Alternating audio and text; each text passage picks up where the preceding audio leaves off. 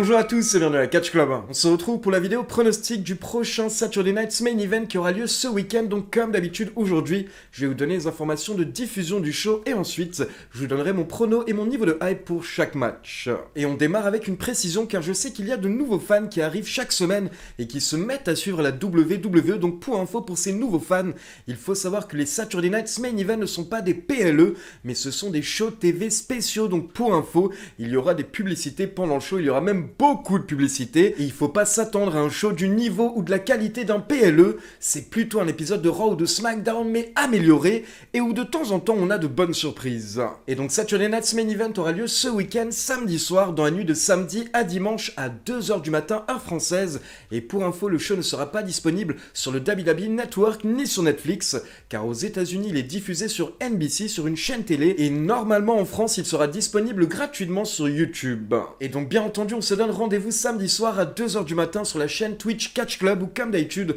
je vous commenterai le show en direct. Et au passage je rappelle que vous pouvez jouer et faire vos pronos sur le site Univers Prono et dorénavant en plus vous pouvez rejoindre la team Catch Club donc n'hésitez pas, je vous laisse le lien dans la description.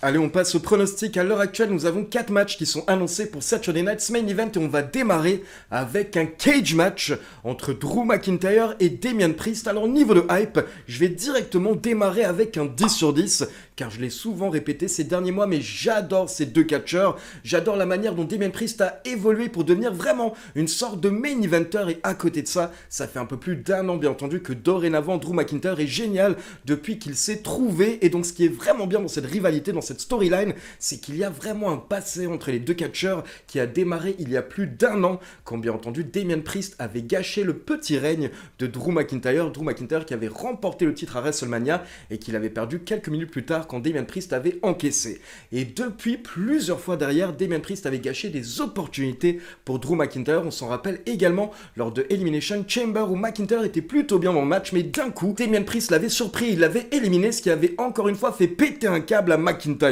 Derrière, les deux catcheurs se sont affrontés à WrestleMania dans un street fight qui a été remporté par McIntyre et là on pensait potentiellement que c'était la fin de la rivalité, mais non, Damian Priest en veut encore, il veut se venger et donc là il avait justement expliqué ces dernières semaines qu'il veut un cage match car cette fois-ci il veut pas simplement battre McIntyre mais il veut lui faire mal, il veut lui faire ressentir de la douleur. Maintenant, par rapport au pronostic, c'est un petit peu comme pour WrestleMania, je suis assez partagé car honnêtement, une victoire ferait du bien aux deux catcheurs, mais après, faut voir un petit peu comment est-ce que la WWE a traité ces deux superstars ces dernières années. Alors bien entendu, Damian Priest a été très bien traité, je le répète, il a vraiment eu une très belle évolution, mais à côté de ça, McIntyre est tout de même une plus grosse star, je pense, aux yeux des fans et également aux yeux des officiels de la WWE. Donc sachant que ce match aura lieu dans une cage et que c'est sûrement la fin de la rivalité, je verrai bien la victoire finale pour McIntyre. Et à côté de ça, faut également savoir que ces derniers jours, plusieurs médias américains ont précisé que Damian Priest serait assez amoché ces dernières semaines. Et il a fait sa rivalité avec McIntyre malgré le fait qu'il avait de petites blessures, ce qui fait qu'apparemment les officiels ont énormément apprécié le travail de Damian Priest. Mais du coup, je me dis qu'il pourrait perdre lors de Saturday Night's Main Event et derrière être absent quelques semaines ou quelques mois, histoire justement de se remettre de ses petites blessures. Et même si Damian Priest perd le match, je pense que la WWE va tout faire pour le protéger et ce sera ce genre de situation où il va gagner quelque chose dans la défaite car je pense qu'on va avoir un bon gros match où Damian Priest va se donner à 200% face à McIntyre et peut-être même qu'à la fin du match McIntyre aura l'aide de quelqu'un pour battre Damian Priest afin de le protéger encore plus. Mais donc victoire de McIntyre et j'ai hâte de voir sa prochaine rivalité et j'ai hâte de voir également à quel moment il va se relancer dans la course pour un titre mondial. On enchaîne avec Jey Uso qui va défendre le titre World Heavyweight face à Logan Paul et justement, ça va me permettre de répondre à certains de vos commentaires. Mais d'abord, niveau de hype, je vais mettre un petit 6 sur 10. Alors c'est pas mal, mais en toute honnêteté, on sait qu'il va pas se passer grand chose dans ce match. Alors in-ring, je pense que ça va être pas mal car Jey Uso est correct et on sait que Logan Paul se débrouille bien. Mais à côté de ça, c'est vrai qu'il n'y a pas énormément de suspense. On sent que Jey Uso ne va pas perdre le titre lors d'un Saturday Night's Main Event. Et donc je pense qu'il n'y aura pas vraiment de surprise par rapport au résultat. Donc mon pronostic est évident, je mise sur sur une victoire de Jey Uso et j'imagine que Logan Paul va tenter de tricher plusieurs fois pendant le match. Pourquoi pas également avoir ses potes qui tentent d'intervenir pendant le match, mais malgré tout, à chaque fois Jey Uso va se remettre, à chaque fois Jey Uso va se dégager jusqu'au moment où il réussira à porter son splash ou son super kick sur Logan Paul pour la victoire. Donc au niveau du pronostic, au niveau du résultat, j'ai pas grand chose à dire. Maintenant, j'aimerais répondre à certains commentaires que j'ai eu sous certaines vidéos ces derniers jours par rapport à Jey Uso, car certaines personnes m'ont demandé pourquoi est-ce que je n'aime pas Jey Uso. Alors j'aimerais être très clair, j'adore Jey Uso, et normalement si vous suivez mes vidéos depuis des mois, vous devriez être au courant que j'ai toujours soutenu Jey Uso et j'ai toujours soutenu le Yeet Movement. C'est vraiment un catcheur que j'adore, et depuis sa victoire au Royal Rumble, j'avais toujours dit, j'avais répété, donnons-lui une chance avant de juger, avant de le tuer en ligne, comme c'était déjà le cas ces dernières semaines. Donc première précision, mais je pense que la plupart des gens l'avaient capté, ce n'est pas parce que je critique quelqu'un que ça veut dire que je n'aime pas cette personne, mais c'est juste que de temps en temps il y a des choses qui ne me plaisent pas, donc je le dis, mais je le reprécise, ce n'est pas parce que je critique que ça veut dire que je n'aime pas. J'adore Jey Uso, mais il y a certaines choses qui ne m'ont pas plu dans le booking de Jey Uso ces dernières semaines, donc je me permets de temps en temps de critiquer, et bien entendu je le précise à chaque fois, ce n'est que mon avis, donc ce n'est qu'un avis parmi des milliers d'autres. Puis dans mes dernières vidéos, j'avais également dit que j'avais du mal à prendre Jey Uso au sérieux en tant que champion World Heavyweight, et là j'ai reçu des commentaires de personnes qui m'ont dit sur YouTube qu'ils ne voyaient pas pourquoi est-ce que Jey Uso devait devenir sérieux, et qu'il fallait simplement l'accepter comme il est. Alors pour info, ce n'est pas du tout ce que j'ai dit, et je pense que les personnes ont mal compris l'expression prendre quelqu'un au sérieux. Prendre quelqu'un au sérieux, ça veut pas dire que je souhaite que Jey Uso devienne sérieux, pas du tout, car en plus je l'ai toujours dit, ce qui est cool avec Jey Uso, c'est sa folie, c'est sa connexion avec la foule, c'est son côté un petit peu déjanté, un petit peu marrant, et du coup bien entendu c'est grâce à ça qu'il a explosé, donc faut surtout pas lui retirer ce côté. Donc vraiment, comme je l'ai dit, je ne souhaite pas que Jey Uso devienne sérieux, mais quand je dis que j'ai du mal à le prendre au sérieux, ça veut dire qu'à l'heure actuelle, quand je le vois en tant que champion du monde, je ne le trouve pas vraiment crédible en tant que champion, et à mes yeux, ce n'est pas encore un main eventer, mais ça n'a rien à voir avec son côté divertissant, et ça n'a rien à voir avec les hits, etc. Et d'ailleurs, je tiens à souligner que depuis qu'il est en rivalité avec Gunther, et depuis qu'il a remporté le titre World Heavyweight, en soi, Jey Uso hit toujours lors de son entrée, mais par contre, le reste du temps, il est tout le temps sérieux. Donc vraiment, ce n'est pas ça mon problème avec Jey Uso, mon problème c'est plutôt une question de booking, c'est une question de présentation, et c'est également une question d'aura et de charisme. Ce sont des choses à travailler, maintenant je l'ai déjà expliqué dans des vidéos précédentes, c'est pas nouveau, et il y avait d'autres superstars qui lors de leur premier run en tant que champion du monde, n'avaient pas encore l'air de main eventer, mais par contre, ça s'est amélioré avec le temps. Je pense notamment à CM Punk et Daniel Bryan, qui sont deux de mes catcheurs préférés all time. Et bien à l'époque, j'avais fait les mêmes critiques par rapport à CM Punk et Daniel Bryan quand ils étaient devenus champions World Heavyweight pour la première fois. Et bien ils étaient pas méga mis en avant comme les autres main eventers de la WWE, et du coup tu les voyais pas forcément au même niveau que les top stars. Mais petit à petit, et surtout lors de leur deuxième règne, que ce soit pour CM Punk ou Daniel Bryan, ça a changé, car leur présentation a changé, et la WWE les a mieux présentés comme des stars. Et donc personnellement, c'est ce que je souhaite par rapport à Jey Uso, et j'espère que ça va lui arriver lors des prochains mois. Mais là, si on est objectif, et qu'on prend par exemple la catégorie de top stars de la WWE, c'est-à-dire par exemple Roman Reigns, Seth Rollins, CM Punk, et que vous mettez Jey Uso en face, bah Jey Uso n'est pas au même niveau, en tout cas à mes yeux, et je pense aux yeux d'une grande partie de la foule. Jey Uso n'est pas présenté comme un CM Punk, un Roman Reigns ou un Seth Rollins, donc c'est pour ça que j'explique à l'heure actuelle, j'arrive pas à le prendre au sérieux en tant que champion du monde, c'est une question de présentation et pas de comportement. Mais du coup, qu'est-ce qui pourrait faire passer un palier à Jey Uso? Eh bien selon moi, ce serait un très gros match et potentiellement un match bien violent, potentiellement sanglant, un match hardcore, comme ça a été le cas dans la carrière d'autres superstars, je pense notamment à Edge ou à Randy Orton. Toutes ces superstars, à un moment dans leur carrière, ont eu un match où ils nous ont prouvé en fait, où ils nous ont démontré que maintenant je passe à un autre niveau, maintenant je suis une superstar sur laquelle on peut compter, et même dans les pires conditions, je peux remporter un match. Et donc il faudrait qu'il nous montre un côté un petit peu plus combatif, un petit peu plus guerrier. Je pense vraiment qu'à ce moment-là, ça pourrait lui permettre de passer à un autre palier.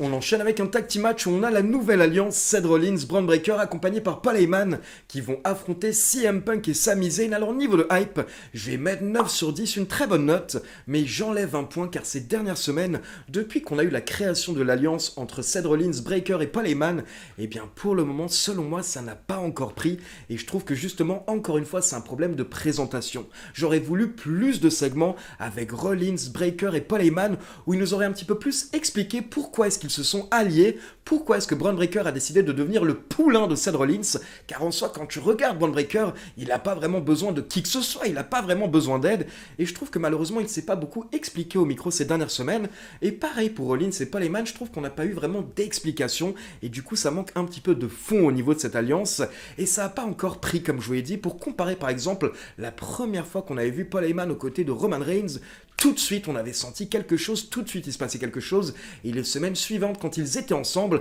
on avait l'impression qu'ils étaient ensemble depuis des années. Et là, honnêtement, c'est pas cette impression que j'ai quand je vois Paul Heyman avec Seth Rollins et Bron Breakker. Limite, à mes yeux, pour le moment, ça ne colle pas encore. Et du coup, quand je les vois ensemble, pour moi, c'est bizarre. Maintenant, mon pronostic va être assez évident. Bien entendu, je vais miser sur une victoire de Seth Rollins et Bron Breakker, car on vient juste de créer cette nouvelle alliance. Donc, ce serait dommage de les faire perdre tout de suite. Mais par contre, ce qui sera intéressant dans ce match, c'est Sami Zayn. Car selon moi, il pourrait se passer quelque chose par rapport à Sami Zayn. Et pourquoi pas un heel turn de Sami Zayn qui permettrait à Seth Rollins et Bron Breakker de remporter le match. Et en toute honnêteté, je suis pas forcément pour un heel turn de Sami Zayn, mais je me rappelle également qu'il y a quelques mois, j'étais pas pour un nouveau heel turn de Kevin Owens, car je trouvais que Kevin Owens avait effectué trop de turns ces dernières années, et au final, le heel turn de Kevin Owens était génial, et on avait eu une très belle rivalité entre KO et Cody Rhodes. Donc le cas de Kevin Owens prouve que même quand on pense que ça peut être une mauvaise idée, et bien au final, on a une bonne surprise, donc pourquoi pas faire la même chose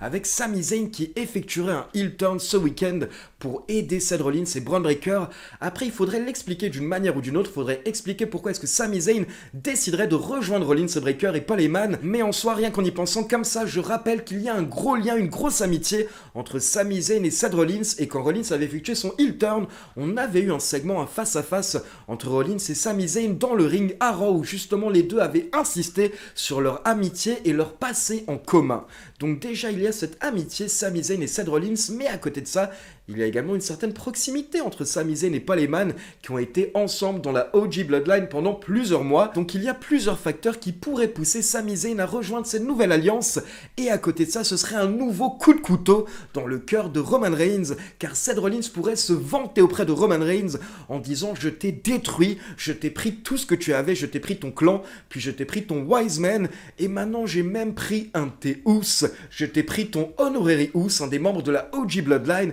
et dorénavant tout ça m'appartient, ce qui rendrait Roman Reigns encore plus fou dans l'optique d'un potentiel Roman Reigns contre Seth Rollins lors des prochains mois. Donc d'un côté on pourrait avoir des arguments pour Sami Zayn qui rejoint Rollins, mais de l'autre, je rappelle également que ces derniers mois, Sami Zayn nous a clairement fait comprendre qu'il a un objectif, une chose qu'il n'a pas encore accomplie dans sa carrière, et beaucoup de catcheurs se sont même moqués de lui ces derniers mois, c'est le fait d'être champion du monde. Sami Zayn n'a jamais remporté un des titres ultimes de la WWE, et donc en soi, si c'est toujours son objectif de remporter l'un des titres mondiaux à ce moment-là, il n'aurait aucune raison de rejoindre Seth Rollins, car il se retrouverait dans la hiérarchie sous Seth Rollins et potentiellement même sous Bron Breakker. Donc honnêtement, les deux choix sont possibles, mais je me dis que ce serait une belle surprise pour Saturday Night's Main Event d'avoir un petit heel turn, et derrière ça pourrait potentiellement lancer une rivalité Sami Zayn contre CM Punk afin de les occuper tous les deux pendant quelques mois. Donc comme je vous l'ai dit, je mise sur une victoire de Seth Rollins et Bron Breakker, et potentiellement avec l'aide de Sami Zayn.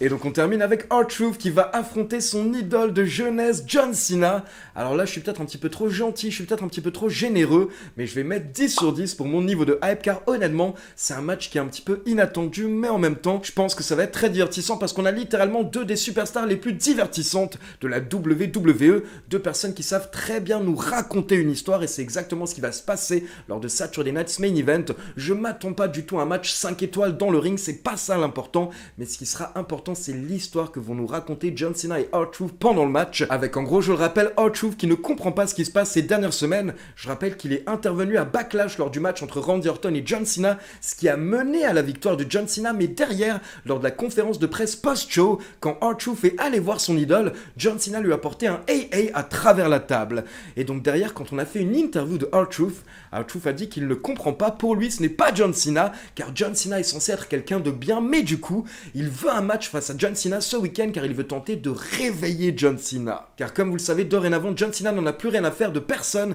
il n'en a plus rien à faire des fans, il veut juste terminer les dernières dates qu'il a à accomplir, et à la fin de l'année, il veut partir et quitter la WWE avec le titre WWE qu'il ramènera chez lui, car John Cena prétend être le dernier vrai champion de la WWE. Mais personnellement, je vous en ai déjà parlé ces derniers mois et je sais que beaucoup d'entre vous pensent pareil en ligne. Je verrais bien John Cena effectuer un face turn vers la fin de l'année, vers la fin de son run, juste avant de prendre sa retraite. Comme ça, il pourra se faire acclamer une dernière fois avant de définitivement rentrer chez lui. Et du coup, je me dis que R-Truth pourrait être la personne qui va semer les premières graines du face turn dans la tête de John Cena ce week-end lors du Saturday Night's Main Event, et que pendant le match ou à la fin du match, une fois que John Cena aura battu R-Truth, car bien entendu il va le battre, et bien à la fin du match peut-être qu'il va commencer à se rendre compte qu'il va un petit peu trop loin ces dernières semaines, ces derniers mois, et qu'il est en train de tourner le dos aux fans qui l'ont soutenu pendant toute sa carrière, et également à des amis comme R-Truth qui l'ont soutenu pendant toute sa carrière. Donc attention, je ne dis pas que John Cena va effectuer un face turn dès ce week-end, mais je dis que potentiellement R-Truth va planter les premières graines qui mèneront au face turn de John Cena d'ici quelques mois afin de finir sa carrière en tant que babyface. Mais peut-être que ce sera totalement autre chose, peut-être que ce sera un autre scénario. Il y a plein de scénarios possibles et en gros, ça dépend de ce que la WWE veut nous présenter. Est-ce qu'ils veulent nous présenter un John Cena qui va redevenir un ange ou est-ce qu'ils veulent nous présenter un John Cena qui va renforcer son côté démoniaque? Donc soit on pourrait avoir un John Cena qui gagne mais qui se rend compte qu'il est en train de faire du mal à ses amis et donc là ça mènerait au face turn, ou alors un autre choix, on pourrait également avoir tout simplement un John Cena qui va s'acharner violemment sur R-Truth pendant tout le match et après le match pour encore plus renforcer son côté démoniaque en sortant de Saturday Night's Main Event et se faire encore plus détester, car forcément attaquer l'une des personnes les plus appréciées à la WWE, ça apporterait énormément de hits à John Cena. Donc vraiment toute la question est là, quel va être le booking de la WWE et quel est l'objectif après Saturday Night's Main Event? Est-ce que c'est un retour vers une version angélique, vers une version gentille de John Cena, ou est-ce qu'on va renforcer la version démoniaque de John Cena? Et si jamais c'est la deuxième version, si jamais on a un John Cena qui s'acharne sur R-Truth pendant le match et à la fin du match, pourquoi pas un retour de Cody Rhodes qui viendrait potentiellement sauver R-Truth à ce moment-là, sachant que je rappelle que d'après les médias américains, Cody devrait faire son retour avant Money in the Bank, donc c'est-à-dire très bientôt. Donc voilà, c'est tout pour les pronostics de Saturday Night's Main Event. Encore une fois, je vous donne rendez-vous donc samedi soir à 2h du matin sur ma chaîne Twitch Catch Club où je vous commenterai le show en direct. Maintenant, comme d'habitude, c'est à vous, n'hésitez pas à me laisser vos pronos dans les commentaires et comme d'habitude, n'oubliez pas de liker la vidéo, de vous abonner à la chaîne et de cliquer sur la petite cloche pour t'informer de la sortie des prochaines vidéos. Ciao tout le monde!